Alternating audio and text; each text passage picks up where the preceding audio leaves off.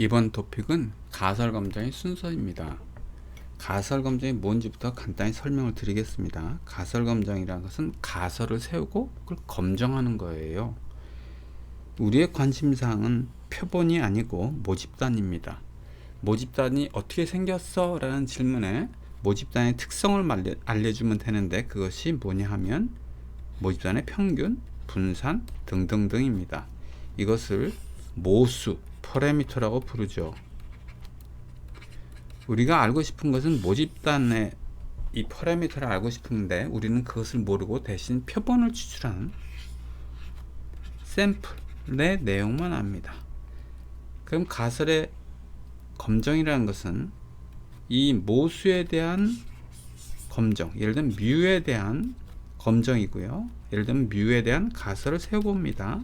예를 들면 뮤가 100이다 아니다 이렇게 가설을 세우고 표본의 자료를 이용해서 검정하는 거예요. 검정을 영어로 테스팅이라고 부릅니다. 자, 순서를 알아보도록 하겠습니다. 맨 처음에 할 일이 무엇일까요? 제가 뮤에 대한 가설을 세우고 라고 했으니까 가설을 세우는 거예요. 예를 들어서 먼저 시작해 보겠습니다. 미국 대륙이 이렇게 생겼는데 어느 동네에 갔더니 사람들이 꽤 많은 사람이 이동을 하고 있어요. 그래서 이 이동하는 이 집단의 사람들이 미국인인 것 같은데 한국인이라는 의심이 생겼어요. 그래서 미국인일까 한국인일까 검정하려고 합니다. 그럼 첫 번째 할 일이 가설을 설정한다고 했으니까 가설을 설정합니다.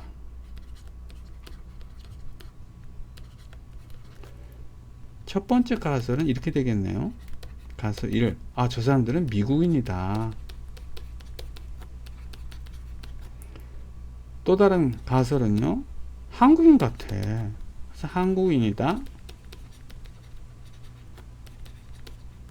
이렇게 가설을 세웁니다. 이게 첫 번째 할 일이고요. 그럼 가설을 세웠으면 표본의 자료를 이용해서 확인할 거 아닙니까? 근데 표본을 조사하면 우리가 표본 조사라고 하고, 표본 조사하지 않고 전수조사 할 수 있겠죠? 그럼 전수조사하면 명확히 이 사람이 한국인인지 미국인지 찾을 수가 있어요. 그러나 우리는 가설 검정에는 전수조사는 해봐야 통계학적인 의미가 없죠. 그냥 전수조사하고 그 결론을 내리면 됩니다. 이 가설 검정은 표본 조사를 전제로 하고 있습니다. 그래서 표본을 조사를 하는데, 이 표본에 뭐를 볼 거냐면 우리 키를 보고 한다고 가정해 보겠습니다. 저 사람들의, 이 집단인 사람들의 키를 확인해서 이 사람이 미국인인가 한국인가를 확인하려고 합니다. 두 번째는 표본에 뭘 볼 거예요. 그러면 그래서 표본에 뭘 볼 거냐 해서 우리는 표본의 키를 보고 할 거예요. 키라면 만약에 표본에 100명이 있으면요, 이 집단에서 집단이 1000명, 10,000명이 됩니다. 근데 거기서 100명을 추렸어요. 그러니까 표본의 키를 본다는 건, 키라는 건 어떤 사람 160, 어떤 사람 170, 어떤 사람 180입니다. 그 키 모든 걸 보는 게 아니고 봐야 될 게 있겠죠. 뭡니까? X바를 보고 한다고 가정해 보습니다. 표본 평균을 보고 이 사람들이 한국 사람들인지 미국 사람들인지를 확인하려고 한다고 가정하겠습니다. X바 평균을 본다는 얘기는 뭐를 보는 거랑 똑같냐면, X바가 정규분포한다는 가정 하에서는 이걸 봐도 똑같겠죠. 표준 정규로 변환한 G값을 봐도 되겠죠. 분자는 X바 빼기 뮤, 분모는 시그마 오버 스퀘어 루트 n이고요. 여기서 이것은 X바의 표준 오차입니다.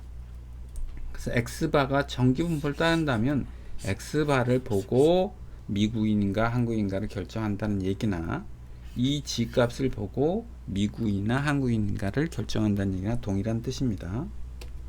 세 번째 보겠습니다.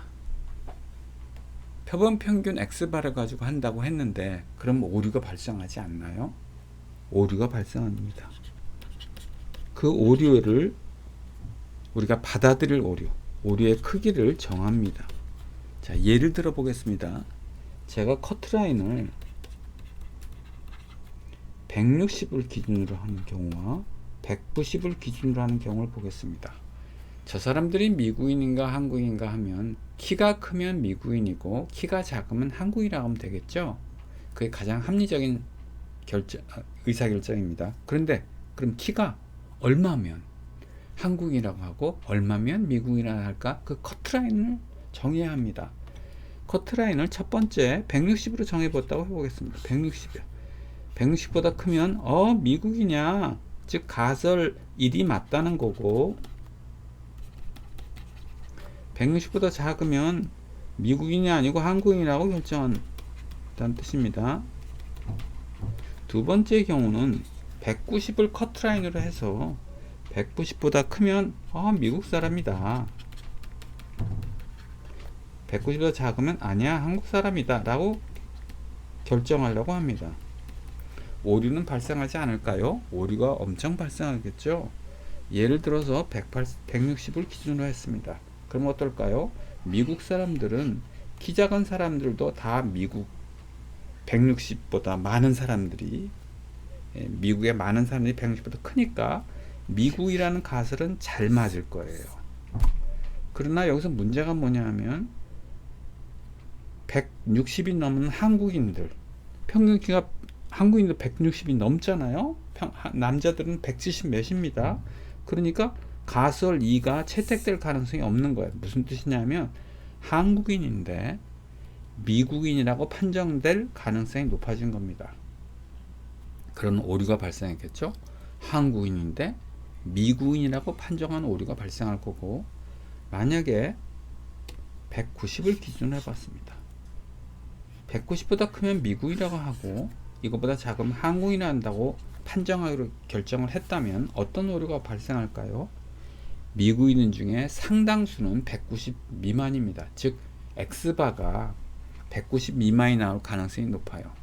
무슨 얘기냐면 실제는 미국인인데 한국인이라고 판정될 오류가 발생할 수 있습니다. 그럴 가능성이 높죠. 그래서 이 오류의 크기를 어느 정도 받아들일 거냐를 정해야 됩니다. 그거에 대한 구체적인 예는 다음 토픽에서 다루도록 하겠습니다. 그래서 그래 좋아, 나는 이제 커트라인을 심사숙고한 끝에 175를 커트라인을 하기로 했어요. 이거보다 작으면 한국인이다, 즉 가설 2를 채택할 거고 175보다 크면 미국인이다, 즉 가설 2를 채택하기로 했어요.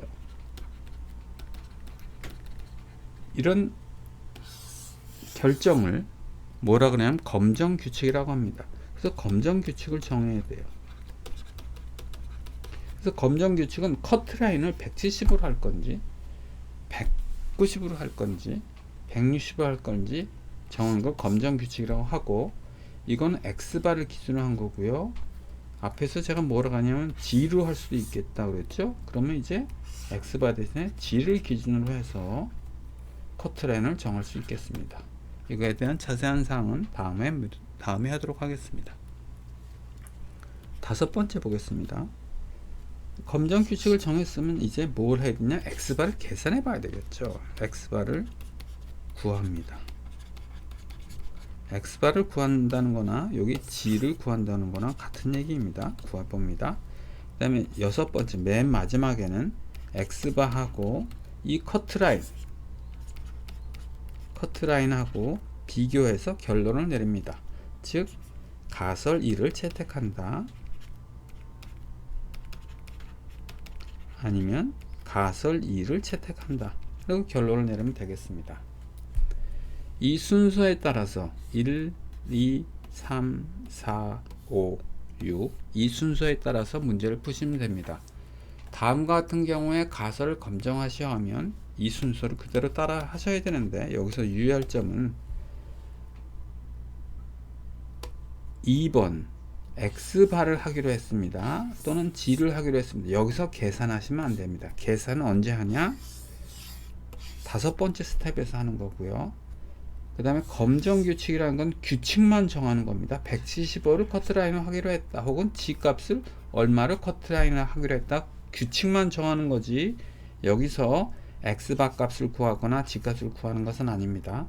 x바나 g값을 구하는 것은 5번째 단계고요. 4번째 단계에서는 규칙만 정하는 거예요. 커트라인만 정하는 거고요. 2번째 단계에서는 내가 표본에서 뭘 이용해서 검증할 거냐, 그 무엇에 대한 답만 하시면 됩니다. 즉 x바를 할 거다 혹은 g를 할 거다 하시면 되지, 여기서 x바를 계산하거나 g를 계산하면 안 됩니다. 자, 이번엔 평균을 본다 그랬는데요. 제가 평균만 있는 게 아니잖아요. 분산도 있을 수 있겠습니다. 분산을 볼 수도 있겠고요. 분산의 경우를 보겠습니다. 가설이 미국인이다, 가설이가 한국이다 했는데 분산을 보고 한다면 더 이상 x바를 보면 안 되겠죠. 시그마 제곱을 가지고 얘기할 거니까 x바 대신 s제곱을 볼 거고요. 그리고 이것도 g가 아니고 다른 것일 것입니다. 그건 나중에 설명을 드리겠고요. 커트라인도 그에 따라서 s제곱에 대한 커트라인, 즉 160, 190이 아니고 다른 게 나올 거고 그에 따라서 변화하면 되겠습니다.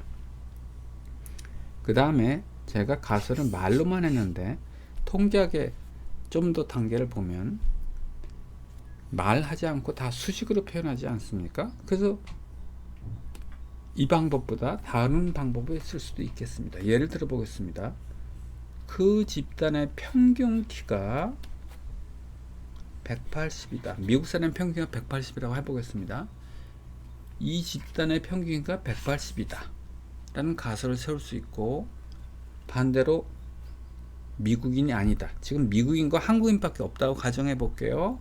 그럼 한국인이면 어떻게 표현하면 될까요? 평균 키가 180보다 작다 하면 되겠네요. 자, 이처럼 말로 이렇게 표현하는 방법, 가설을 표현하는 방법이 있고 이렇게 숫자로 표현하는 방법이 있습니다. 1, 2, 3, 4, 5, 6에 대한 구체적인 설명은 나중에 다른 토픽에서 하도록 하겠습니다.